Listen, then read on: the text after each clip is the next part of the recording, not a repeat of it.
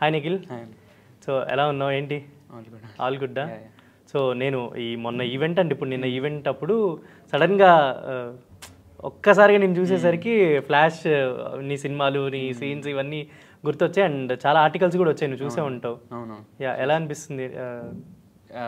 Really grateful. అందరూ ఇంకా గుర్తుపెట్టుకున్నారు నన్ను. అదే అదే. చాలా సో నాకు తెలిసి దాదాపుగా ఒక 60 సినిమాల పైగా చేసినట్టున్నావు కదా? చేసి 60 మూవీస్ దాకా యాక్ట్ చేసావు. సో నువ్వు స్టార్టింగ్ చైల్డ్హుడ్ నుంచి మొత్తం నీ సినిమా ఫీల్డ్.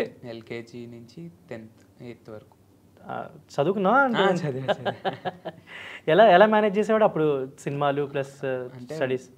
మమ్మీ చాలా హెల్ప్ చేసేది. మమ్మీ, డాడీ, టీచర్స్ కూడా హెల్ప్ చేసేవారు.